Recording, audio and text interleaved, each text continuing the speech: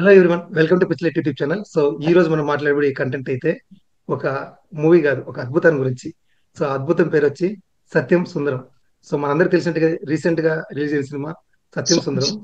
So ఇది actual గా ఒక మూవీ అని చెప్పడానికన్నా కూడా ఇది ఒక థెరపీ అని చెప్పొచ్చు యాక్చువల్ గా. సో ఒక అంటే మన సినిమా అంటే బేసిక్ గా కమర్షియల్ ఎలిమెంట్స్ అనుకుంటాం, లేదా ఫైట్స్ ఉండొచ్చు, తర్వాత కామెడీ ఉండొచ్చు. బట్ ఇట్లంతా కాదు, ఒక ఇద్దరు మనుషులు కూర్చొని మాట్లాడితే చాలు అనేది ఒక సినిమా అని చెప్పేసి ప్రూవ్ చేసింది అయితే. అంటే ఒక మిత్ ఉంటుంది అనమాట. మేబీ మనం ఇప్పుడు ఎలా అయిపోయామంటే, కొంతసేపు సీన్ ఏదైనా కొంచెం లాగ్ ఉంటేనే డ్రాగ్ ఇలా చెప్పేది వచ్చు. అలాంటిది ఒక ఇద్దరు మాట్లాడుకుంటాంటే ఇంత బాగుంటుందా అనిపించే మూమెంట్ అయితే అనిపించింది అనమాట. సో నాకైతే తెలిసి నేను పక్కన వీళ్ళకి మైక్ ఇచ్చాను, నాకైతే దొరకదు. సో దీని ముందే నేను కొంచెం ఛాన్స్ తీసుకుంటా.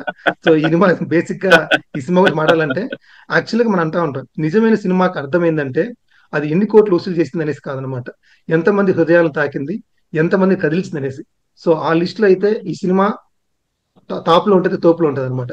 సో ఇదే కాకుండా ఈ సినిమా విషయానికి వస్తే, యాక్చువల్గా ఒక కవిత అయితే చూస్తాను నేను. ఈ కవిత నేను రాసింది కాదు, తస్కరించిందే. సో దాని గురించి చెప్తాను.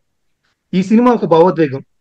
ఇల్లు విడిచాక కెమెరా మూసుకుపోయినా తలుపులు వెనక ఉండిపోతుంది. అంటే యాక్చువల్గా అరవింద్ స్వామి ఇంటి నుంచి వెళ్ళిపోయిన తర్వాత కెమెరాని మీరు చూసారంటే ఆ తలుపులు వెనకాల మిగిలిపోతుంది కెమెరా అనమాట. అలాగే నెక్స్ట్ వచ్చి ఊరు విడిచాక ఆ కథ ఆఖరి మైలురాయి దగ్గర ఆగిపోతుంది. పక్షులని పిల్లలని పెంచే మనిషి సొంత మనుషులకు దూరంగా ఉంటాడు. సో మనం అరవింద్ స్వామి క్యారెక్టర్ చూసినామంటే అతను పక్షుల్ని పెంచుతా ఉంటాడు, పిల్లుల్ని పెంచుతా ఉంటాడు అనమాట. అలాంటి ఒక మనిషి మాత్రం సొంత మనుషులకు మాత్రం దూరంగానే ఉంటాడు ఏండ్లుగా. అండ్ ఆ తర్వాత ఊరికే కాదు, బస్సుకు కూడా కొత్త మనిషి. మీరు చూసారంటే యాక్చువల్గా దీనికి ముందు అరవింద్ స్వామి అనే అతను ఆ బస్సు ట్రావెల్ చేస్తున్నాడు అనమాట ఎక్కువ. సో అందుకే మనం ఫస్ట్ సీన్ స్టార్టింగ్ లో అంతా కూడా ఆ బస్సులో ఎక్కడ దిగాలి, ఎలా దిగాలి అని కూడా అడుగుతుంటాడు అనమాట. దీని తర్వాత తనలోని నిశ్శబ్దంతో పోరాడలేక చెవిలో ఎప్పుడు పాటలు పెట్టుకునే వ్యక్తి. మన అరవింద్ స్వామి క్యారెక్టర్ చూసామంటే ఫస్ట్ నుంచి ఇయర్ ఫోన్స్ పెట్టుకుంటాడు అనమాట. హెడ్సెట్ ఎందుకంటే ఉంటదంట. బయట యా యా చెప్పే మాట అవును. కన్నా వినడానికి భయపడతాడు.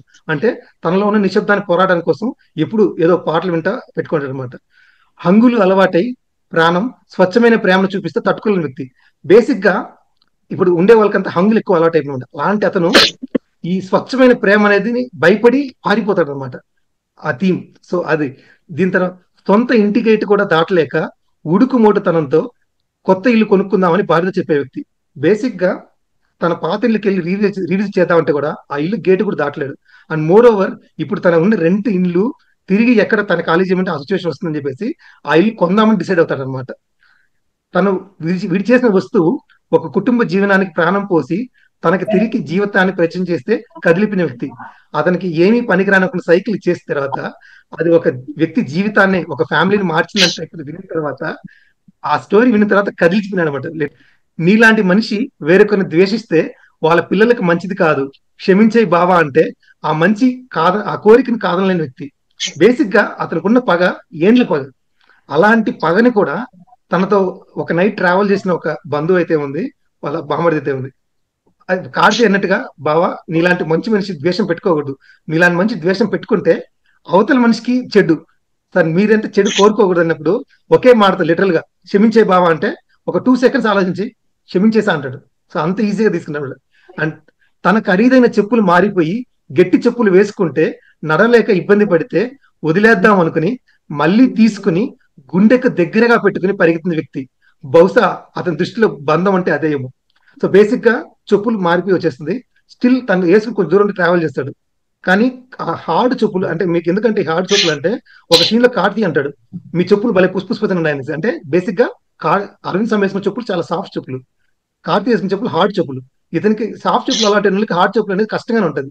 బట్ స్టిల్ చెప్పులు మారిపోయిన తర్వాత కొంచెం దూరం నడిచి పరిగెత్తిన తర్వాత ఒక చోట వదిలేసి వెళ్ళిపోతారు ముందుకి.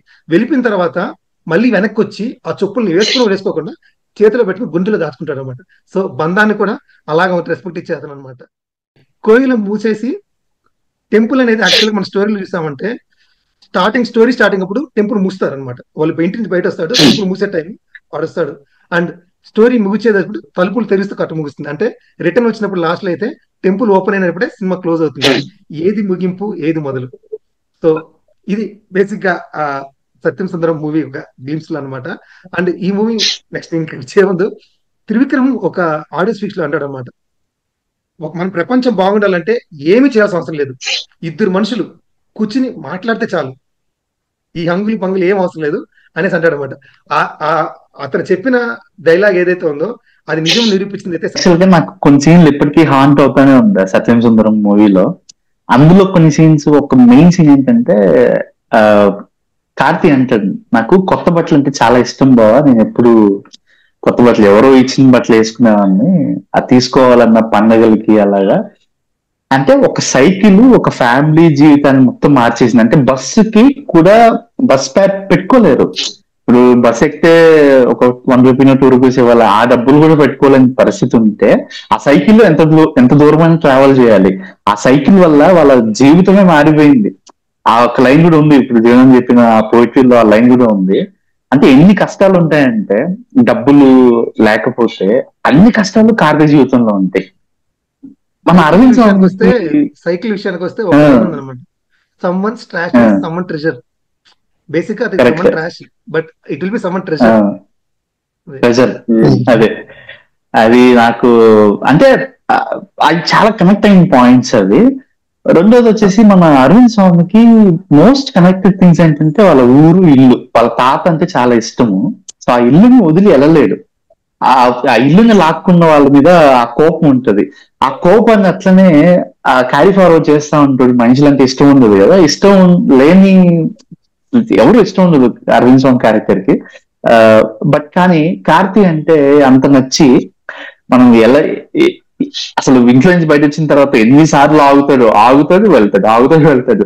ఆ చెప్పులు కూడా ఇది తెలియకుండా వేసుకుని వచ్చేసి మళ్ళీ హార్ట్ కి ఇట్లా పెట్టుకొని ఏడుస్తా.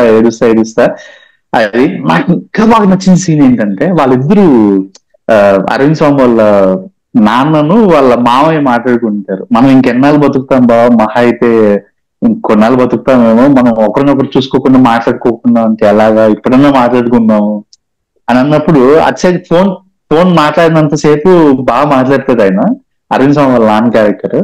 మాట్లాడి ఫోన్ పెట్టిన తర్వాత ఏడ్చేస్తాడు ఆ మాట తట్టుకోలేక. అందుకే నేను చెప్పే డెఫినేషన్ ఏంటంటే, ప్రపంచంలో ఏ ఎమోషన్ ఎక్కువ మనం తీసుకోలేమంటే ప్రేమను తట్టుకోలేం ఈ ఎవరి దగ్గర కూడా. ఆ టోటల్ ఆ సినిమా సత్యం సుందరం అనేది ఒక ప్రేమ. టోటల్ ప్రతి లైన్ లోను, ప్రతి సీన్ లోను, ప్రతి మాటలోనూ ప్రేమే కనిపిస్తుంది. ఒక ఎమోషన్ మూవీ అసలు. మెయిన్ గా సత్యం సుందరం మూవీకి వస్తే, యాక్చువల్ గా కార్తీ అనే క్యారెక్టర్ ఇన్స్పైర్ అయింది అరవింద్ స్వామి నుంచి. అరవింద్ స్వామిని చూసి ఇన్స్పైర్ అయిన ఒక క్యారెక్టర్ తన క్యారెక్టర్ తీసుకుని తన ఎవాల్వ్ అయిన తర్వాత తన క్యారెక్టర్ చూసి అరవింద్ స్వామి ఇన్స్పైర్ అవుతాడు. యాక్చువల్ గా బేసిక్ గా కార్తీ ఎవరో కాదు, అరవింద్ స్వామి ఇలా ఉండాల్సిన నేను ఇలా ఉన్నానని చూపించడానికి అనమాట మిర్రర్. సో ఒకరిని చూసి ఇన్స్పైర్ అయ్యి వాడే మనకి ఇన్స్పిరేషన్ మారడం అనేది అసలు ఛాన్స్ లేదు అసలు. ఒకవేళ అరవింద్ స్వామిని అతను ఇంటి నుంచి వెళ్ళకుండా అంటే ఇలా ఉండేవాడు.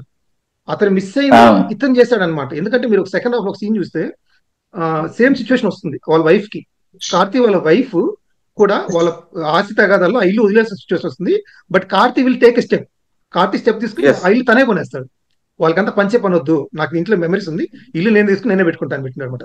సో అది బ్యూటీ సినిమాకి ఛాన్స్ లేదు.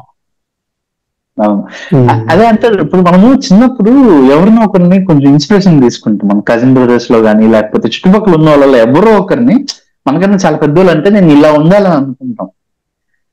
అది కార్తీక్ అలానే పాటించాడు. కానీ మనల్ని మనం మిస్ చేసుకునేది ఒకటి ఉంటది. ఈ మధ్య మనం విజయ్ సేతుపతి కూడా అంటది కదా, మీరు ఇప్పటికిప్పుడు మిస్ అయ్యేది ఏంటంటే మిస్సింగ్ మైసెల్ఫ్ అంటది కదా. అది యాక్చువల్ గా అరవింద్ స్వామి తను ఎలా ఉన్నాడో కూడా మర్చిపోతాడు ఆ బాధలో. అవును. మళ్ళీ తన కార్తీ వల్ల నేను ఇలా ఉండేవా అన్నా, నిజంగా నేను ఇలా ఉండేవా అన్నా అని తనే ఆశ్చర్యపోతాడు. అది అసలు ఆ స్క్రీన్ ప్లే బల్ల పెట్టారు అసలు. అది తను గుర్తు చేసుకోవడం, మళ్ళీ తను మారడం, ఏదో అవ్వాలి అనే ప్రాసెస్ లో నువ్వు అన్నట్లు మనం వదిలేస్తాం, మర్చిపోతాం. ఒక సెకండ్ ఆగి ఆ ఏనుగు గుర్తుపడుతుందా అని ఆలోచించారు. ఏనుగేమన్నా గుర్తుపడుతుందా, అక్కడ ఏమో ఎమోషన్ ఉంటుంది అంటే లేదు, చాలా ప్లెయిన్ గా వెళ్ళిపోయింది ఆ సీన్. అది అతను అక్కడి నుంచి వచ్చేసాడు, అది దాటేసింది. అంటే లైఫ్ అంటే ఎవరికో సాగదు, దాని బట్టి ఎంత కేర్ ఉంది చూడు. ఏనుగు ఏజ్ ను క్యారీ చేశాడు, దాని డాట్స్ వస్తాయి కదా ఏజ్, దానికి ఏజ్ అయిపోయిందంటే ఆ స్కిన్ మీద క్యారీ చేశాడు, పే ఆఫ్ క్యారీ చేశాడు. నువ్వా అన్నప్పుడు కూడా కళ్ళలో నీళ్ళు వస్తాయి. అరే పొటాటో నువ్వు అదే గ్లిటర్ glitter గ్లిటర్ వస్తుంది కళ్ళలో. గ్లిటర్ అది 100% గ్లిటర్ అది. ఇది యాక్చువల్లీ ఆయన డైరెక్టర్ వచ్చి 96 డైరెక్టర్ కదా ఆయన. సో అవును. C Prem Kumar 96 director. Director అతను తెలిసిన సినిమాలు అయితే రెండు. 96 వచ్చి స్కూల్ రీయూనియన్, తర్వాత సత్యం సుందరం ఫ్యామిలీ రీయూనియన్. బేసిక్ గా Yeah. Template Yeah. సేమ్ అదే తెలుగులో జాను ఆ స్కూల్ రీయూనియన్ ది ఇదే దూరమైన బంధాలను దగ్గర చేయాలన్న అతని ఇంటెన్షన్ ఉందే. సెలెక్ట్ చేసుకున్న ఆ సెంటర్ పాయింట్ బ్యూటిఫుల్. దగ్గరున్న బంధాలు దూరం అయ్యి మళ్ళీ దగ్గర చేయడం, దగ్గరున్న ఎంత బ్యూటిఫుల్ గా ఆలోచించాడు ఆ సెంటర్ పాయింట్ మీద. ఆయన ఆలోచించి అక్కడ వాడు ఈ బర్డ్స్ లవ్ చేస్తాడు, బర్డ్స్ ఇంట్లో ఆ పిల్లులు అంతా పెంచుకుంటూ ఉంటాడు. వీడు ఇక్కడ పొగురుతో ఉన్న ఎద్దును లొంగ తీసుకుంటాడు, విష జంతువును కూడా ప్రేమిస్తాడు, ఇంట్లో పామును కూడా. అంటే చూడు ఇద్దరు లవ్ చూడు. మోస్ట్ ఇంపార్టెంట్ గా ఇప్పుడు సిచ్యువేషన్ లో యాక్చువల్ గా మనీ చుట్టూ మొత్తం తిరుగుతుంది అనమాట. వాళ్ళకి మనీ మీద కూడా ఇంట్రెస్ట్ లేదు. నీకు లాస్ట్ వచ్చేసరికి వాడు ఫోన్ చేసిన విషయం వేరు, but still he will be offering money. నువ్వు నా దగ్గర కాబట్టి ఎవరితో తీసుకుంటావు డబ్బులు అంతే. బేసిక్ గా మనకి ఒక రేలంగి మావయ్య ఉంటే సీతమ్మ సినిమా చెట్ అయింది, బట్ ఈ సినిమాలు అందరూ రేలంగి మావయ్యలే. క్యాజువల్ గా ఒకతను ఒక కోచ్ ఫోన్ చేసి నాకు డబ్బులు కావాలంటే వాడేం అడగడు, నీకు ఆస్తి పత్రాలు కావాలి, అది కావాలి రియాలిటీస్ జనాలకి. నువ్వు నాకు తిరిగి ఇస్తావని చెప్పు, ఈకు లేకపోతే అవంతొద్దు, నువ్వు నాకు ఇస్తావని ఒక మాట చెప్పంతే. అంటే అక్కడ ఇచ్చే ఒక మాట గురించి అంత బ్యూటిఫుల్ గా. And more over second emotion లో శ్రీదేవి పక్కన ఉన్నప్పుడు ఎంత కావాలి బావా నేను సర్దుతాను సరిపోతుందా ఆ మాట్లాడతా క్యాజువల్ గా. వాళ్ళ భార్య కూడా నాతో నగలు ఉన్నాయంటే అసలు అవసరం లేదు, అవంతా ఎంత నేచురల్ ఎమోషన్ అంటే నేను నగలు కూడా కలుపుకుంటా బావా 5 లక్షలు వస్తుంది 25 లక్షలు సరిపోతాయని. అంటే భార్యను అసలు జస్ట్ ఆ కన్వర్ట్ చేసిన వైపు అర్థం చేసుకుంటుంది. ఎంత సింపుల్ గా చెప్పి ఇచ్చేద్దాం అంతే. అంటే యాక్చువల్ గా రియల్ లైఫ్ లో ఇలా ఉంటారని చెప్తున్నాడా, రియల్ లైఫ్ లో ఇలా ఉండవని చెప్తున్నాడా? ఉండేవాళ్ళు ఉండని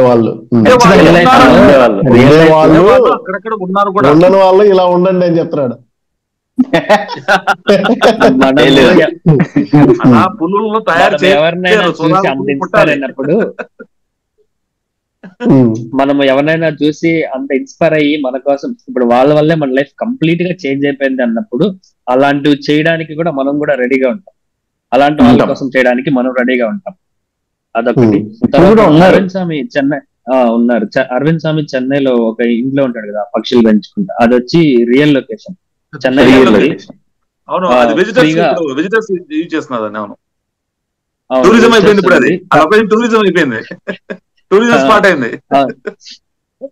అపాయింట్మెంట్ తీసుకోవాలి మనం యాక్చువల్ గా. సాటర్డే సండే మాత్రం వాళ్ళవాడు అపాయింట్మెంట్ తీసుకొని వెళ్ళొచ్చు. సుదర్శన్ షా అనమాట. సుదర్శన్ షా అని ఆయనది ఆయన ఒరిజినల్ ఓన్ టెర్రస్ అది చేస్తున్నాడు యాక్చువల్ గా. ఇప్పుడు కూడా ప్యారెట్ సుదర్శన్ అని ఉందన్నమాట. మీరు గూగుల్ మ్యాప్ సెర్చ్ చేస్తే ప్యారెట్ సుదర్శన్ చెన్నైలో. టైమింగ్స్ అయితే 4:30 to 5:30. సో ఈ టైమింగ్ లో విజిటర్స్ అలౌ చేస్తున్నారు వాళ్ళు చూడడానికి ఓన్లీ వీకెండ్స్. అండ్ ఈ మూవీలో బ్యూటీ మాట్లాడితే అన్న, సో నీకు మెయిన్ క్యారెక్టర్స్ ఫార్గ్రౌండ్ లో జరుగుతుంది అన్న. సో నేను పర్టికులర్ ఒక సీన్ ఎక్స్పెక్ట్ చేసింది ఏంటంటే, ఇందాక తమ్ముడు చెప్పినట్టు ఒక ఫోన్ కన్వర్జేషన్ ఉంది. అంటే యాక్చువల్గా అక్కడ సీన్ ఏముంది, ఆ పెద్ద ఆయన వాళ్ళ నాన్నతో మాట్లాడుతున్నాడు. సో బేసిక్ గా అక్కడ నీ ఫోకస్ అంతా ఏముంటుందంటే ఆ పెద్ద ఆయన చూపిస్తే చాలు, వెనకాల వాళ్ళ నాన్న చూపిస్తే చాలు. మీరు అబ్జర్వ్ చేశారంటే ఒకసారి ఆ పెద్ద ఆయన మాట్లాడుతున్నప్పుడు బ్యాక్గ్రౌండ్ లో కార్తీక్ కొంచెం యాక్షన్ జరుగుతుంది. కార్తీక్ అరవింద్ స్వామి గాని నువ్వు అంత పెక్యులర్ గా నువ్వు చూపించాల్సిన అవసరం లేదు అసలు. ఎవరు నిన్ను అడగడు, ఎందుకంటే నాకు మెయిన్ చూసి నాకు జరుగుతుంది. బట్ ఎంత బ్రిలియంట్ గా ఎంత మైన్యూట్ గా తీసారు డైరెక్షన్ ఆ సినిమాలో. సీన్ లో బ్యాక్ లో మీకు అబ్జర్వ్ చేస్తే ఎక్కడ ఓవర్ ల్యాప్ ఉండదు, ఏదో క్యాజువల్ మనం లేం కదా అవుట్ ఆఫ్ ఫ్రేమ్ లో ఉన్నా కానీ అసలు ఏమి ఉండదు అనమాట. మీరు అలాగే ఏ సీన్ చూసినా కూడా వాడు ఇన్ ఫ్రేమ్ లో ఉంది, అవుట్ ఆఫ్ ఫ్రేమ్ లో ఉంది, they will be literally in the character in the screen అంతే. వాడు లిటరల్ గా అక్కడ ఉన్నాడు అంతే. నీకు ఆ స్క్రీన్ నుంచి అవుట్ కూడా రాడనమాట, బయట కూడా. అంత బ్యూటీగా చూపించాడు సినిమాని. సో అంతే అడగను నేను, నువ్వు ఏమైనా చూపించచ్చు. నువ్వు పక్కన ఆ పెద్ద పక్కన నువ్వు వెనకాల గోడకు పోయి బ్యాక్గ్రౌండ్ పెట్టేసి మాట్లాడుతుంటే కూడా అడగను నేను, ఎందుకంటే నాకు బ్యాక్గ్రౌండ్ పెట్టలేదు అనేసి. బట్ స్టిల్ అది కూడా జనాల మధ్యలో పెట్టి వెనకాల జనాలు యాక్షన్ చేస్తానంటే అసలు చాలా అంత పర్ఫెక్ట్ అంత మాత్రం ఛాన్సే లేదు అసలు. అలాంటి సీన్స్ లో నాకు తెలిసినంత వరకు అలాంటి సీన్స్ లో ఏం చేస్తారంటే జూనియర్ ఆర్టిస్టులు పెట్టేసి వాళ్ళు ఏదో హడావిడి చేసినట్టుగా పెడతారనమాట. లీడ్ రోల్స్ ఎప్పుడు బ్యాక్ డ్రాప్ లో ఆ విధంగా మెయిన్ సీన్ రన్ అయ్యేటప్పుడు బ్యాక్గ్రౌండ్ లో లీడ్ రోల్స్ ఎప్పుడు రారు. జూనియర్ ఆర్టిస్టులు వచ్చి వాళ్ళు ఏదో హడావిడి చేసినట్టు ఏదో బిల్డప్ అట్లా ఉంటది అనమాట. కానీ లీడ్ రోల్స్ పెట్టారు అక్కడ బ్యాక్గ్రౌండ్ లో. నువ్వు చెప్పేది ఏంటంటే అప్పుడు సినిమా లాంగ్వేజ్ సీన్ జరిగేటప్పుడు బ్యాక్గ్రౌండ్ ఆర్టిస్ట్ అంటాడు వాళ్ళను. బ్యాక్గ్రౌండ్ ఆర్టిస్ట్ అంటే పాస్ అవుతాడు అంతే. అలాంటి వాళ్ళనే చూస్తాం మనం అలాగా ఏదన్నా. అవును. కానీ ఇక్కడ ఏం చేశారంటే లీడ్స్ తీసుకొచ్చారు అన్నమాట. లీడ్స్ నే పెట్టారు అక్కడ వెనకాల. అంటే ఫ్రేమింగ్ పిక్చర్ ఫ్రేమింగ్. నువ్వు యాక్చువల్ గా ఒక సీన్ ఈ రోజుల్లో మన ఎవాల్వ్ అవుతున్న టైంలో ఏమవుతుందంటే ఫ్రేమింగ్ చాలా కట్స్ ఉంటాయి. ఒక నిమిషానికి జంప్ కట్స్ ఒక 50-60 పెడుతున్నారు యాక్చువల్ గా, సెకండ్ కట్.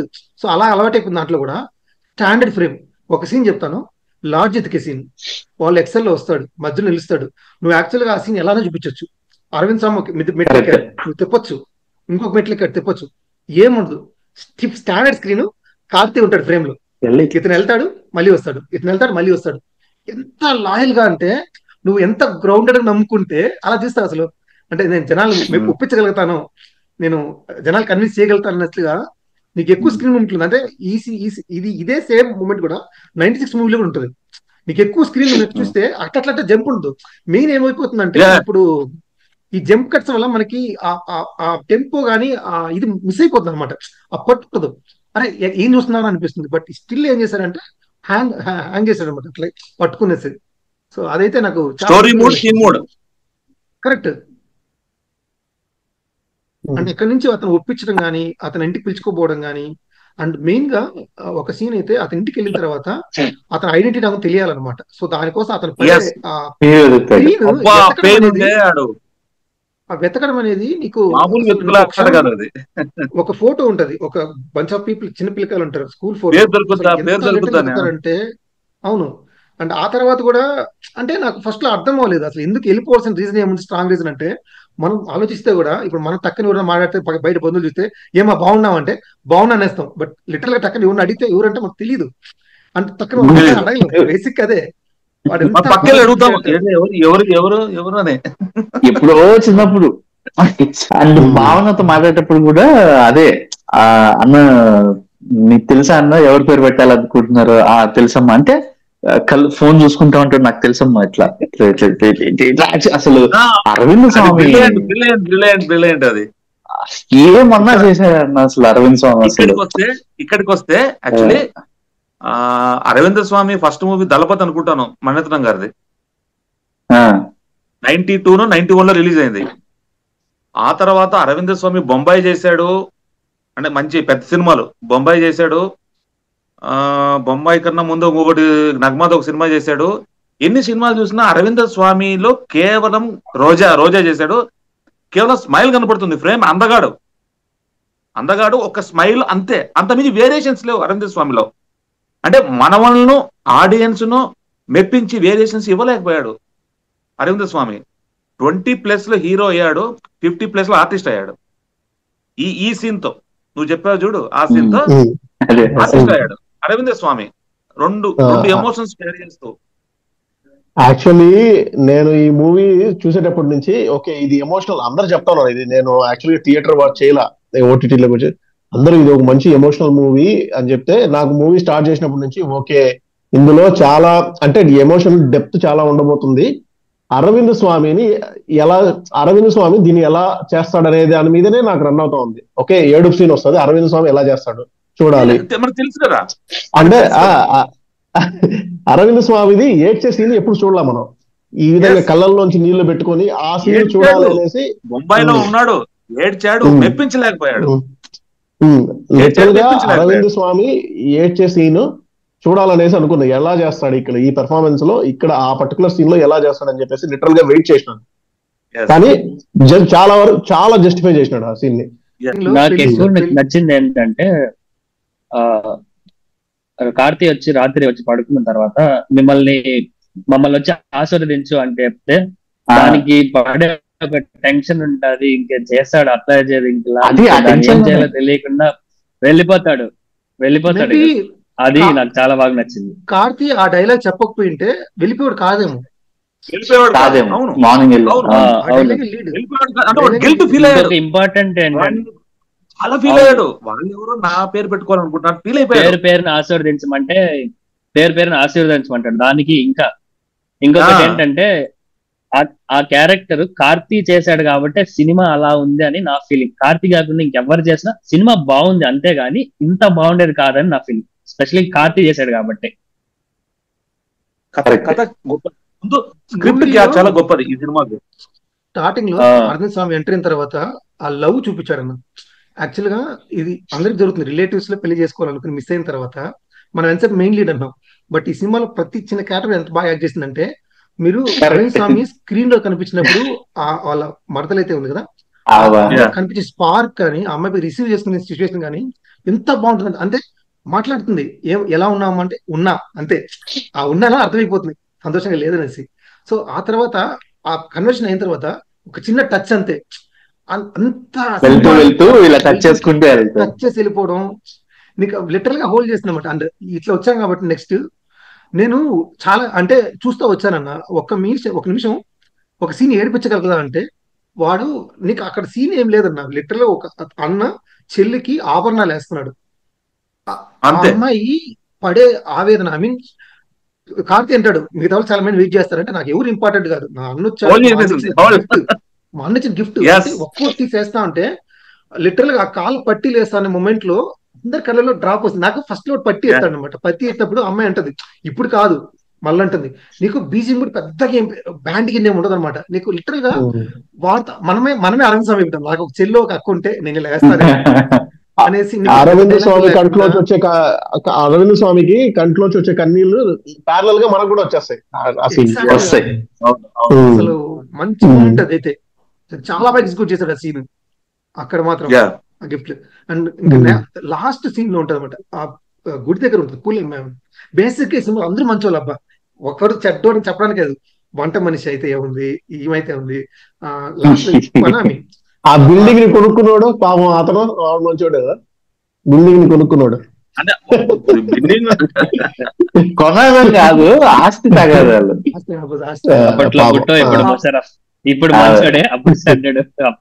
అంటే ఇక్కడ చూడు, అనవసరమైన క్యారెక్టర్ ను దూరం చేశారు, అవసరమైన క్యారెక్టర్ ను ప్రజెంట్ చేశారు.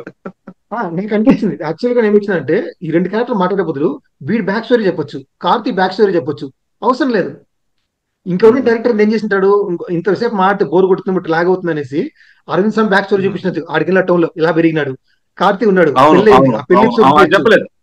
కార్తీ స్టోరీ చూపించచ్చు, ఏది చూపిలా అంతే అనవసరం. నాకు అనిపించింది వాళ్ళిద్దరు మాట్లాడతారు, నేను అది చూపిస్తాను అంతే. ఆ ధైర్యాన్ని మాత్రం యాడ్సాను. అండ్ లాస్ట్ ఇందాక మాట అన్నట్టు పూలు అమ్మాయి మీకు చూస్తే కూడా ఒక ఫినిషింగ్ అనమాట. అంటే ఫస్ట్ టైం వచ్చినప్పుడు ఆ పేరు కూడా తెలియదు, అర్చన చేయమంటాడు, చెప్పేసి వెళ్ళిపోతాడు. సెకండ్ టైం వచ్చే పేరు చెప్తాడు. అండ్ ఒక డైలాగ్ ఉంటది, నేను స్నానం చేయలేదమ్మా అంటే, నేను స్నానం చేయలేదమ్మా అంటే మనసు స్వచ్ఛంగా ఉండాలని. అసలు ఎంత బ్యూటిఫుల్ పాయింట్ అంటే, లిటరల్ గా మన అంతా దేవుడు మొక్కాలంటే నువ్వు స్నానం చేసినావు, నీ శుద్ధం కాదు, నీ మనసు శుద్ధంగా ఉందా, నువ్వు వెళ్ళి మొక్కోవచ్చు దేవుడిని అన్నట్టుగా. అదొక షిరిడీలోనే ఉంది, స్నానం చేయకుండా గుడికి వెళ్ళచ్చు. అద్భుతం అది. సరే కాదు జీవన్, క్లాసిక్ లైబ్రరీ. నేను మీరందరూ అట్లా చూసారు కదా, నేను యాక్చువల్ గా మూవీ ఇప్పుడు ఓపెనింగ్ సీన్ ఓకే అలా చూస్తా వచ్చిన, ఓకే స్టెప్ బై స్టెప్ చూస్తా వచ్చిన. వన్స్ కార్తీ క్యారెక్టర్ ఎంటర్ అయినప్పటి నుంచి కార్తీది అరవింద్ స్వామిది వాళ్ళిద్దరు రిలేషన్షిప్ ప్రోగ్రెస్ అయ్యే కొద్దీ సో నాకేమనిపించింది అంటే, వీడు చాలా ఎమోషన్ చాలా డెప్త్ గా వెళ్తుంది అనమాట స్టెప్ బై స్టెప్ మూవీలో. చాలా అంటే ఇప్పుడు కొన్ని డైలాగులు ఉన్నాయి, ఇప్పుడు నాకు కొత్త బట్టలు పెట్టాలి, మీరు నన్ను ఆశీర్వదించాలి. సో ఇలాంటి డైలాగ్స్ వల్ల ఏమవుతుందంటే, కొంప తీసి ఇదేమన్నా ట్రాజిక్ ఎండా అనే డౌట్ వచ్చింది అనమాట నాకు మధ్యలో. నాకు ఇది ఏమన్నా ట్రాజిక్ ఎండా, కార్తీని ఏమన్నా చంపైపోతున్నాడా, నాకు దాంట్లోనే ఉన్నింది. ఓకే అదే ఉన్నింది నాకు అక్కడ. ఇప్పుడు ఏంటంటే మీరు అక్కడ ఆ తోటలోకి వెళ్ళి అక్కడ మాట్లాడుకోవద్దు, అక్కడ విష సర్పాలు ఉన్నాయి అని చెప్తే వీళ్ళు అక్కడికి వెళ్తే అక్కడే ఉంటారు చూడు, అక్కడ ఏమైనా పాంకాట్ వేస్తుందా, నాకు అదే తడతా ఉంది. ఇక్కడ ఇదేమో జరుగుతుందా లాస్ట్ లిటరల్ గా లాస్ట్ సీన్ వరకు లాస్ట్ సీన్ లో ఆ నేమ్ గుర్తు తెచ్చుకున్నాక పరిగెత్తుకుంటూ వాళ్ళ ఊరికి వచ్చి తలుపులు తడతా ఉంటే ఆ తలుపు ఓపెన్ చేస్తే లోపల ఏదన్నా ఫోటో ఉంటుందా? నాకు ఇక్కడ ఇంక ఎమోషనల్ గా కొట్టేస్తాడేమో. ఇంకా నాకైతే వెయిట్ చేసిన ఇది ఉండకూడదు అనేసి నేను చాలా అనుకున్నా. మొత్తానికి అది లక్కీగా అది లేదు, కానీ నాకు అనిపించింది ఇలా పెట్టేస్తాడేమో అనేసి. ఎందుకంటే ఎంతమంది చాలా మంది స్టోరీ చెప్తా ఉన్నా కూడా ఎవరి దగ్గర వినలా. నేను మూవీ చూసి దాన్ని ఫీల్ అవుదాం అనేసి హోల్డ్ చేసుకున్నా. కానీ పక్కన కూడా సో అలా చూసేటప్పుడు కొంపదీసి ఇలా పెడతాడా, ఇది చేసేసి కార్తీని చంపేసి ఈ కొత్త బట్టలు అన్నాడు, ఆశీర్వాదం అన్నాడు, కార్తీది చాలా ఎమోషనల్ గా పెడుతున్నాడు. సో అందరిని ఏడిపించడానికి ఇదేదో పెద్ద ప్లాన్ వేసాడు డైరెక్టర్ అని చెప్పేసి నాకు అనిపించేసింది అనమాట. ఎక్కడి దాకా అది ఎంత వరకు తీసుకెళ్తాడు అనేది తెలియలా నాకు. ఏదో ఏడిపించడం ఖచ్చితంగా లాస్ట్ లో భయంకరంగా ఏడిపించేస్తాడు. అది ఎప్పటి నుంచి స్టార్ట్ చేస్తాడు, ఇప్పటి నుంచి స్టార్ట్ చేస్తాడా, లాస్ట్ తీసుకెళ్లి ఒకటేసారి ముంచేస్తాడా అనేసి లాస్ట్ వరకు వెయిట్ చేస్తానే ఉన్నా. నేను లక్కీగా ఆ డోర్ ఓపెన్ చేస్తానే కార్తీ నవ్వినాడు, అమ్మయ్య చాలు బాబు ఎవడో అనుకునేసిన. ఇంకా నేను నాకు అక్కడ అనిపించింది సినిమాని ఎండ్ చేశాను కదా, ఇంకొక సీన్ ఉంటే బాగుండరా బాబు అనిపించే రకంగా ఉంది.